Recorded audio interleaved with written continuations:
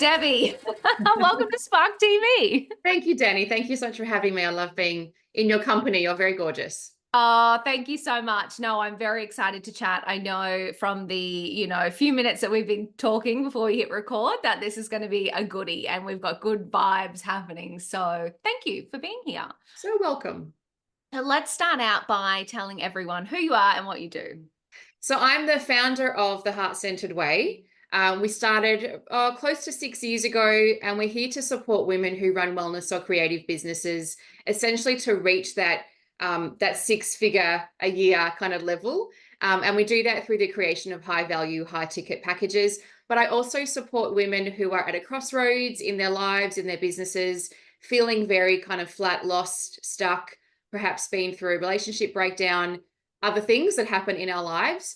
And that I also work with women, this is a strange one, but who are not really into anything kind of woo-woo or spiritual, but they'll meet me and go, wait a second, what do you do? Who are you? And let's chat. So I've got those sort of three different areas that I work on: life, business, and career. I love it so much. So I feel like it's such a beautiful approach. I just love even the business name, the Heart-Centered Way, because I feel like we need more of that in our lives. We need more of the spiritual, emotional vibe to come through our businesses. So talk me through that. So talk me through the Heart-Centered Way. What is your framework process? How does that look? Great question. Okay. So it's been a process of so many years, as many of us kind of have. How it looks is, let's start with the values. So kindness, compassion, strength, and resilience, which is just behind me.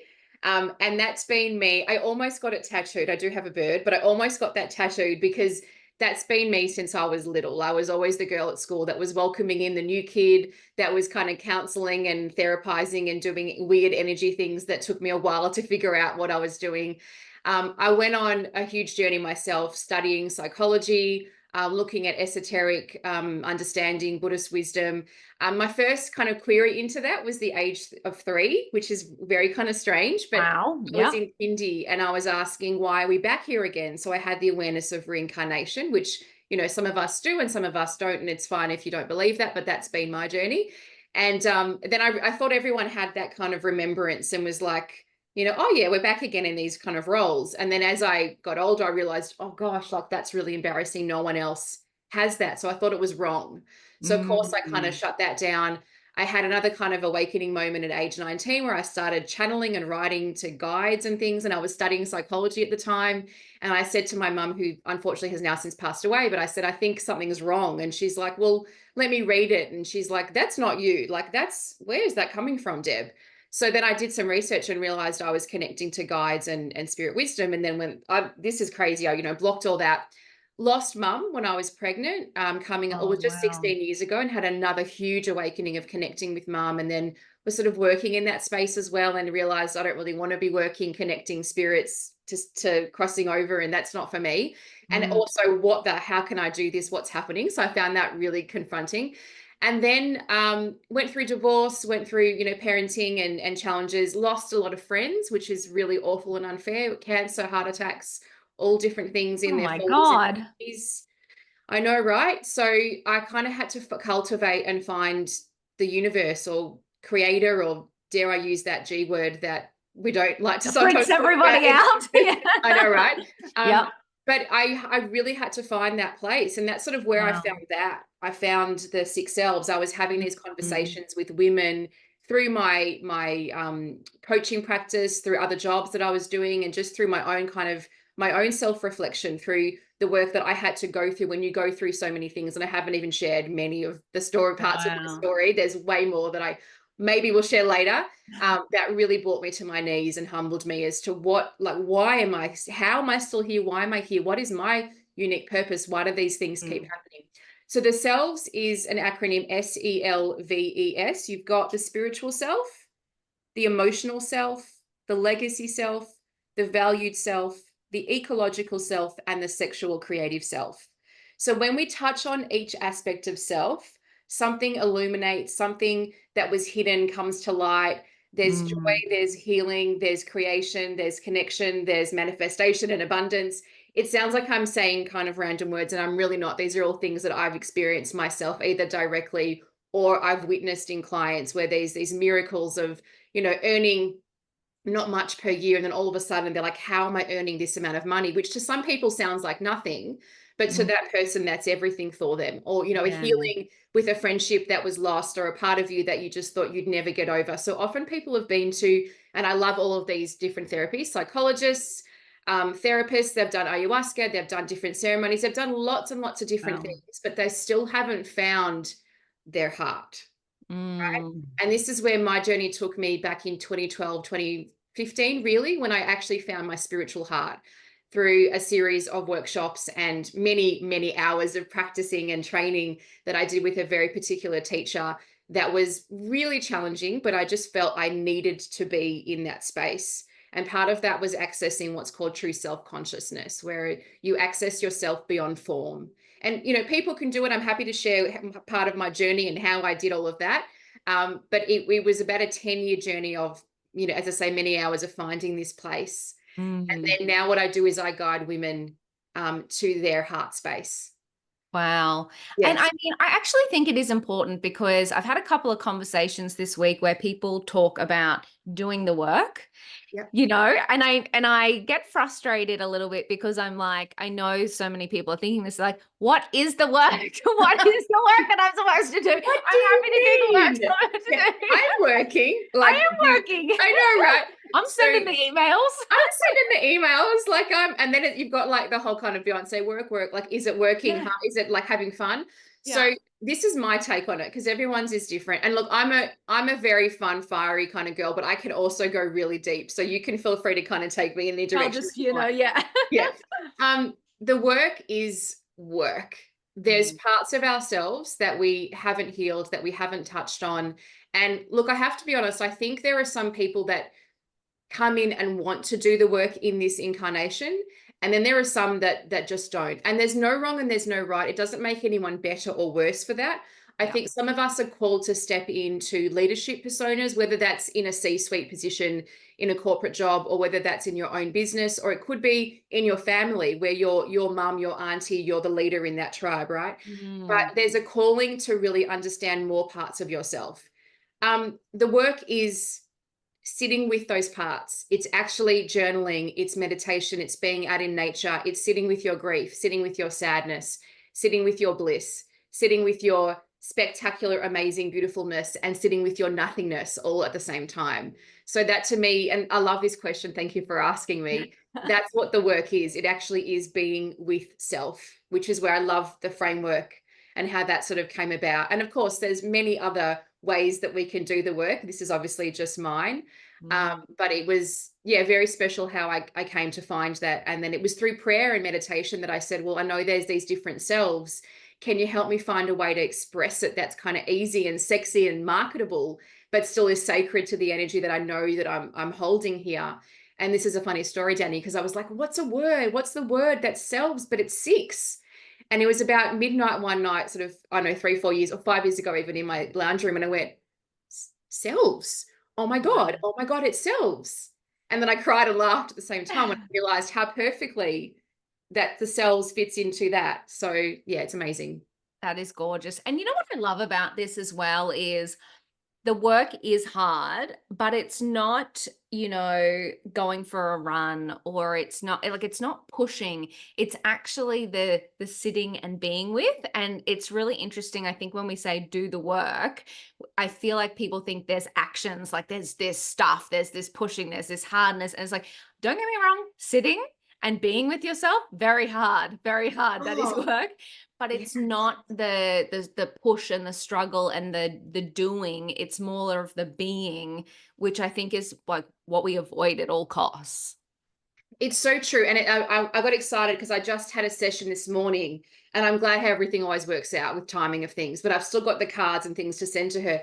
But I work quite a bit with Power Thought cards, Louise Hay. Oh, It cool. was a Yep. huge inspiration for me. I'm not a tarot. I don't do any of that. The way that I work is I work with the higher self of who I'm connecting to, and I Mm. work with my own higher self to bring in that beautiful heart energy. And so I can use the heart, the decks that I'm looking at, or I'll use nature, whatever it is that's in the environment, to kind of bring about the truth that needs to be spoken in that moment. But this one is, I balance my masculine and feminine sides, which is exactly what you're speaking about. Yeah. And we need both, right? Especially in business, because in business, you need to be able to know, where's the Zoom link? What's the deadline? When are things due? Is this visual or audio? Is it, who's the, what's the market it's appealing to? How do I sell this offer? What's the offer? If you don't have that, then you can't sort of be in that realm. At the same time, we need to have the feminine of, okay, where's the flow? How can I connect back to that beautiful space of, sensual creativity? How can I also step back and recognize, yes, I'm powerful, but I'm also like, I'm just a teeny tiny little speck here as well. There's a whole grand universe and I'm just part of it. And that keeps us humble as well. So Yeah. yeah, knowing when to push, knowing when to pull, and I'm still learning that too, is a really beautiful part of the process. I love how you just said as well the higher self.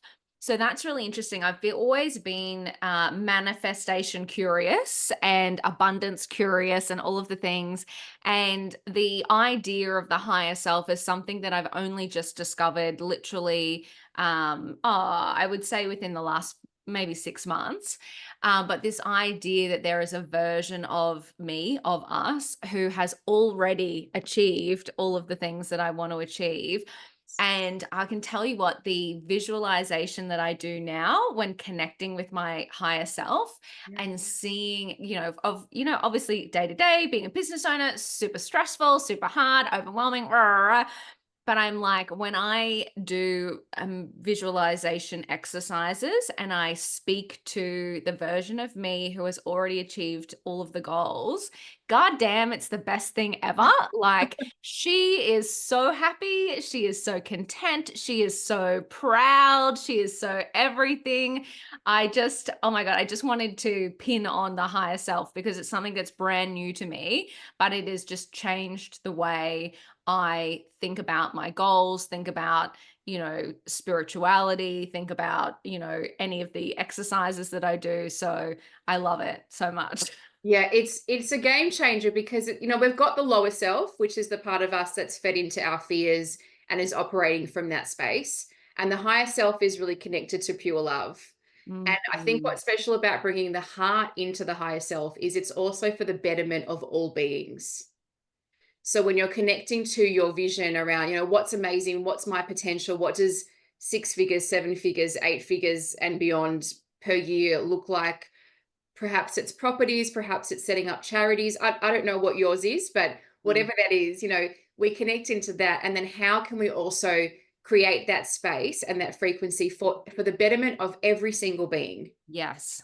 And that's where I love the heart practice connects us in straight into that. And whether I've met you, whether I've never met you, whether we have the same, dare I say, political views or they're opposite or the same upbringing or totally different, but our hearts are connecting. And Mm. that to me, it sounds very cliche, but that to me changes lives because the frequency is what changes things. And God knows I shouldn't use that word. Forgive me for using the G word.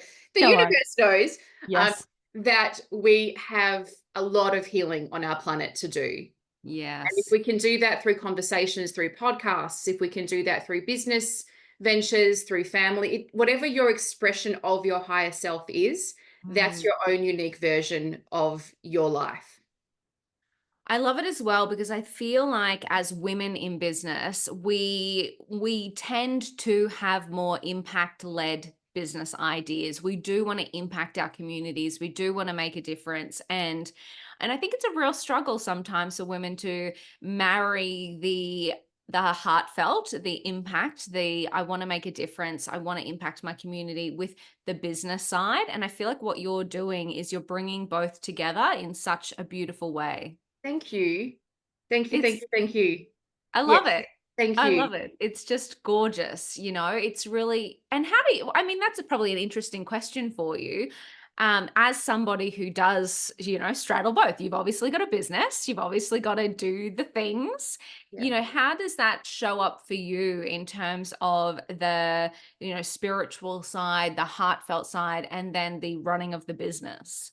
It's a really good question. It's a daily, weekly, monthly, quarterly decision to really drop in. And for me, it really came about from the purity of the energy. So Mm, there was so many things that happened to me that the practices I was looking at, it was never a business. It was never like, how can I make money from this? It was, how can I serve? How can I be of devotion? And then, you go through your 20s, your 30s. I'm now in my 40s. I've got an almost 16-year-old son, and he needs certain things. And you also need money. I've chosen to live a life where I'm partnered, but I'm not married, and that's huge. If anyone probably not listening, because I'm kind of very different to who I was in my younger years, but I sort of left the cultural tribe, if you like, and mm, I need to be able to pay for myself. mm. And sometimes, I oscillate between, oh my God, this is amazing, independent woman, and this is so good, to, oh my God, what have I done? Like, Yeah.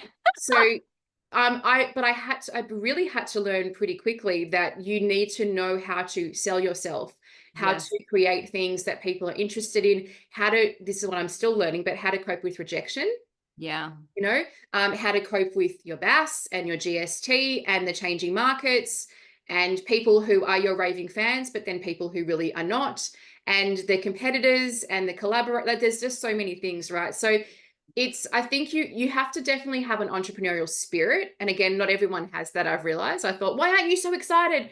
Because they're not entrepreneurs, right? And they don't want to be, and that's totally fine. But we're a different flavor of people when you are. Yeah. So Or a little crazy. we're a little crazy. And we take risks, and we just feel like we have this kind of longing to do something. Mm. So yeah, you just make a decision every day, every week, to drop into that space. But then also for me, it's so important that I'm coming from service. Otherwise, not that I don't want the sale, or, I don't want to sort of put that out into the manifestation world, but I kind of almost don't, because my whole ethos is playing bigger, playing beautiful. So playing Mm. bigger is the next level, but then playing beautiful is my heart. So if I don't have the compassion and the kindness, and I'm not, doing the work to surrender my own kind of greedy and powerful and whatever parts I have within myself, it doesn't have the meaning for me, because the beauty's not there. That inner beauty of the heart isn't there anymore. Oh my God. Playing bigger, playing beautiful. That's awesome. I've Thank only you. ever heard the playing bigger component, but Thank you. marrying it with playing beautiful is like game changer. Oh, thank you. I know. No, I just think it's really an important point to like drop a pin on, because I feel like there is this hustle, right? Everyone's like, and don't get me wrong, we all want to make money. And we all have different goals, like what Yeah. money looks like to different people. But I feel like the rhetoric online is very much, bigger tactics, how many zeros, how many figures, all those things. There aren't enough people talking about the beautiful side. And I think that when we see all of the hustle and the whatever, it doesn't feel good for a lot of people, and a lot of people are getting burnt out Oh, because yeah. that's what they're seeing, and that's what they're saying, oh, that's what I have to do to be a, in quotes, if anyone's not watching the video version, to be a success. Yeah. Whereas we need to talk more about how we create something that is beautiful in our own sense of what beauty means to us. Totally. And this is what I love, going back to the framework, but the spiritual self is first. And Mhm. so if we haven't set that foundation of, again, whatever it is for you, honoring nature, honoring your body, honoring the divine, connecting back in with self, in, with others, however that is, doing that always first, Mhm. the basics. Like, even now I'm like, okay, Deb, are you breathing? Are your feet on the ground? Like, just really connecting back in with myself, so that when I'm speaking, I can hopefully reach, the woman or the women that are like, I've got to talk to this person. I've been waiting to speak to her. And it's not because, I want the sale, and it's not that I don't want it, but it's because, my goodness, I've been on such a big journey to connect with those women that I know I can really help and support, that I want them to hear the beauty in my voice, the tone of my voice, the words that I'm speaking that are chosen just for them, the way that I'm showing up, and then showing them how to do that in their world as well. I love it. And so tell me then, if somebody's listening to this right now and they're thinking, oh my God, this is what I need in my life. I have a business that I perhaps started from a place of excitement and passion and creativity. And now it is however many months, years old, and I'm really not feeling connected to it anymore. Is there something that you would suggest she would do to kind of move back towards her alignment? Yeah, that's what I would call a crossroads moment. And that would be connecting with nature is a really good place to start. Going for a walk, looking outside the window if you're not somewhere where you can be out in nature, because everyone's different. Some people are in the luxury of having like a jungle outside, and others, for Yeah. years I would live in an apartment. And so I would joke as I was guiding meditations, I know it sounds strange, but like look at the weed coming up from the concrete, like just Yeah. find something that's living and then Yes. connect back into that. And then ask yourself in that really quiet space, what is true and best for us? And when I Mm. say us, it means me now, me in the future, all the experiences that I've had, all the people that I would like to be serving, and that includes my family. It's the ecosystem, which is part of the ecology, so that I'm not kind of just cut and run and following my soul's vision and moving to Costa Rica if that's not what's right and true for me. But Mm. I'm staying in my life, but I'm still doing what that is, but just coming back and asking. So yeah, nature, obviously I would love to share, and we haven't spoken about it, but I run a beautiful session on a Monday called Monday Oh, tell me Meditation about it. and Prioritization. So that's how this sort of version of my business started, actually, was I had what I called my dark decade of the soul of 10 years of just like pretty hellish things happen. And Mm. then COVID hit. And this sounds strange, but I was elated because I was like, oh my God, I've just been through my hell. I'm fine. Who can I help? How can I help you? Because I could see everyone around me was just kind of crumbling, right? Yeah. And so I started to guide these meditations, not thinking anything of it. I was like, I'll meditate because I need to. And oh, you're here. Okay. We've now been running for almost 5 years, pretty much every single week, every single Wow. Monday, 8:50 till 9:30 Australian time. Mhm. First 10 minutes is a chit chat or a kind of sort of networking. The next 15 minutes is a heart centering meditation based on the selves. And then we go into prioritizing your week and your day and your month and everything. So we've had over 100 women, and we've served women from 6 different countries. So Wow. and I'm always happy to offer a free session for any woman that's like, I'm kind of curious. But it's pretty special to be in a group of women, and it's intimate. It's 5, maybe 15 maximum at any given time. And we connect back and we start the week together, start the next month, start the next season, keep going. Stuff comes up. We just support each other. Yeah. I think it's beautiful because oftentimes when we don't know what next step to take ourselves, it's nice to have a guide. It's nice to have somebody who does understand absolutely what we're going through, but also help us take the first next step. Yes. Because again, back to the point of, what is the work? I think we've touched on it, but it is sometimes if we're a little bit like, I kind of get it, but I just need a little helping hand. So I think that that's beautiful that you offer women a helping hand. Thank you. Oh, I'd love to also add, aside from nature, I think also really being realistic about what the work is. If you've never done Mm. therapy or anything spiritual, and this is all totally new for you, you may want to have some time in your calendar, because it Mm, does take some time to really honor what that means. yeah. If you just kind of read it, like you're not doing a university degree. I think often people think, wait, but I read the book, Deb, and I read your email, and we're done. What's next? It's Yeah, like, it's the hustle, hustle, oh, hustle. I've okay. done it. Yeah. Yeah, Tick. yeah. And I'm like, oh, okay, girl. So we need to work on your patience. All right. Okay. So, but it's like actually almost take a sabbatical where you've got at least one day a week or an evening a week where you can light a candle, have a cup of tea, be mindful, be grateful, not just talking about the concepts that we read about on Insta or that we talk about in these sort of spiritual circles, but actually, not doing the lip service, but actually doing it. Mhm. Like, are you actually, like, oh my goodness, Danny, we've got water in Australia. Like, like Yeah. drink it and go, like, we have clean, fresh drinking water. And there are people all over the world that have Mm, no access to that. And I'm not saying that to be heavy and morbid, but it's just when I'm drinking it to be grateful that somehow my soul and my heart brought me to a country where I'm incarnated, where I can have access to that. Thank you, divine source. Thank you, yes. creator. Thank you, universe, that I can have that. And if we do that to kind of everything, that opens our heart even more. Yeah. And isn't that interesting?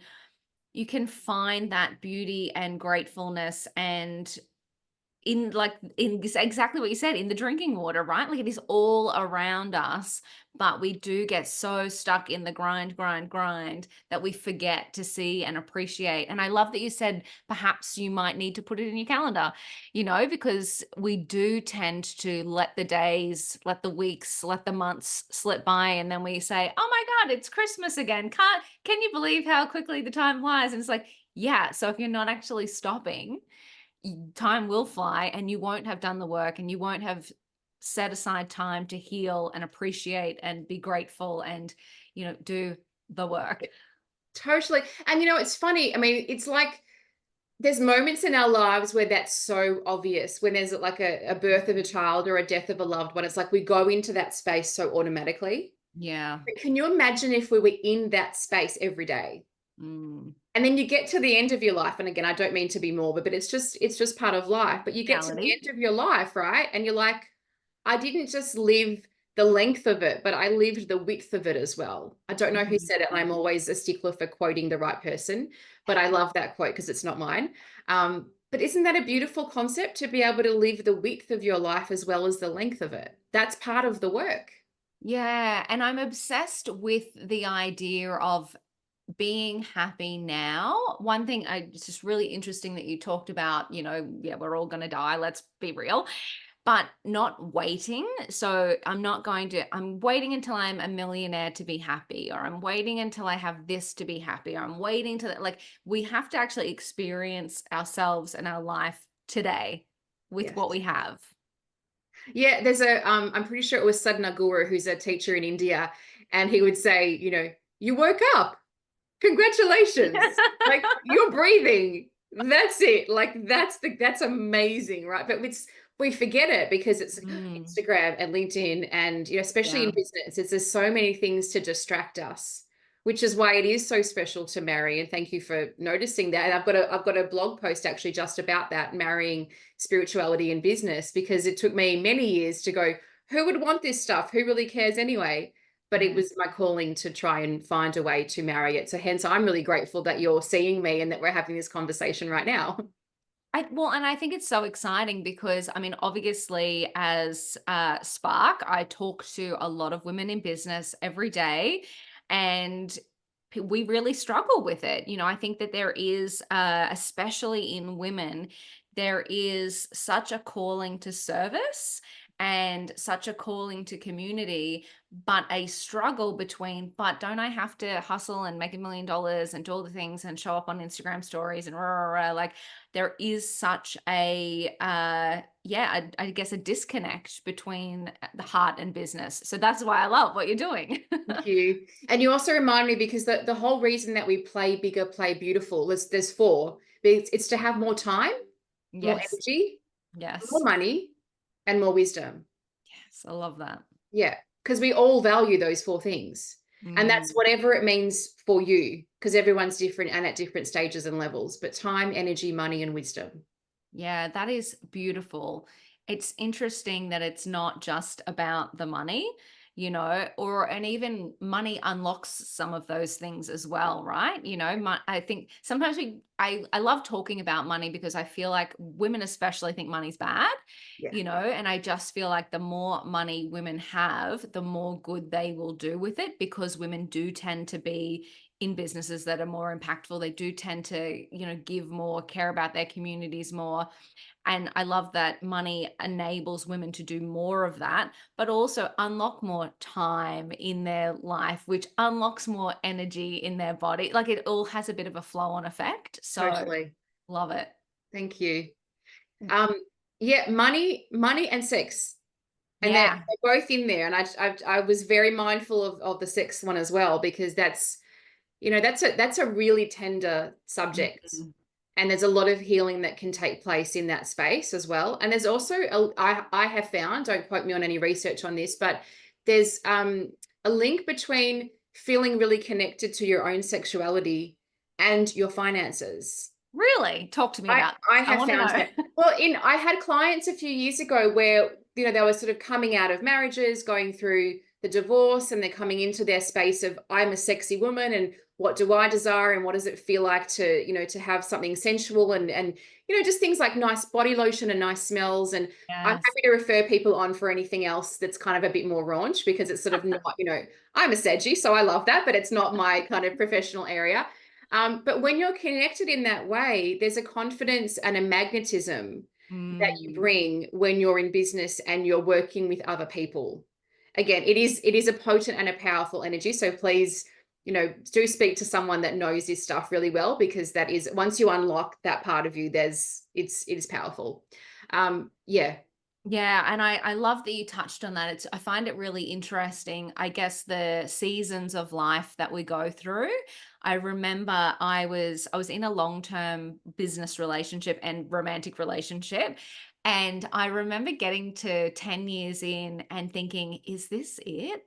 Yeah. Like, is this, and that ended. And I really had that feeling of like, well, I guess my life, that this is it. No one's gonna want me anymore. Like, I'm over the hill. Like, That was my last orgasm. Yeah, no, no. that was it, In yeah. that way, yeah. But totally, totally, and I even reflected on where I was at in taking care of myself, and I kinda looked at, I went through that stage of, you throw all your underwear out, and you like revamp, and I was like, "But why did I not value myself? Like, what happened that I got to that stage where I didn't think I was worth loving or making feel good or appreciated or any of those things?" And then went on that journey of reappreciating myself, which unlocked, the partner of my dreams. But it's really interesting how we do that to ourselves. We don't actually take a step back and think about what we want for ourselves, for our life, for our business. And I think sex does play and sexuality, and, that plays such a big role in our ability to appreciate ourselves and know that we are enough. Totally, and I love what you're sharing. It's so much to do with our conditioning and what we saw our mothers, our aunts, and our Mm. grandmothers do. And that's we everything is formed from 0 to 7. Right. So the stories, the narratives, everything is there from what you go through. And then it's a matter of, as you grow, you kind of go back and you heal that, whether that's consciously or unconsciously. And I know for me, I was boy obsessed for, a large part of my life. It was just Mm. everything was, I have to get married, I have to get married, I have to get married, because that was what I was taught. Yeah. Because my family came from the war.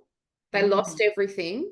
And so there was this story that you needed a man to hold you. You needed a man to give you that financial security, right?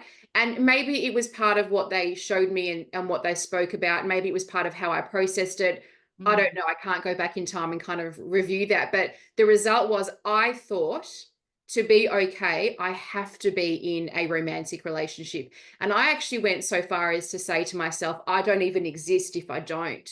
Wow. Yep. And so then I had big healing to do on attracting a partner who really saw me, saw Mhm. the entrepreneur, saw the drama queen, but the big heart, the big hair, the love, the care, the curious nature, all of me.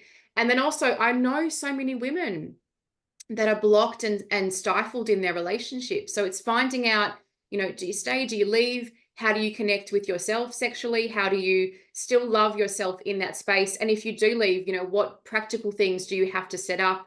How does it look? What happens with the kids? Mm. Like, there's so many things. It's not a one size fits all. So what I would also say, if anyone's listening, please don't just listen to a podcast and make your life choice based on that. Please go Yeah. and actually, invest properly in a therapist and a coach and unpack your unique situation, because your life is so precious. Your spiritual life is precious.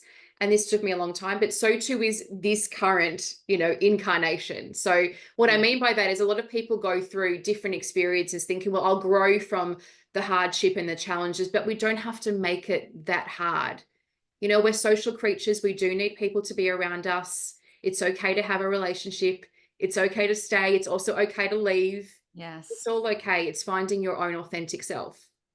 Yeah. And I love again how you're marrying the spiritual with the practical, and it is, I think both sides are just so important in every facet of our lives. Yeah.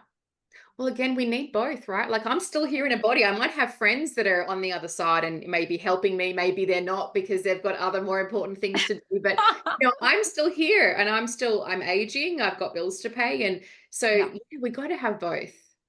I love it. I think it's incredible.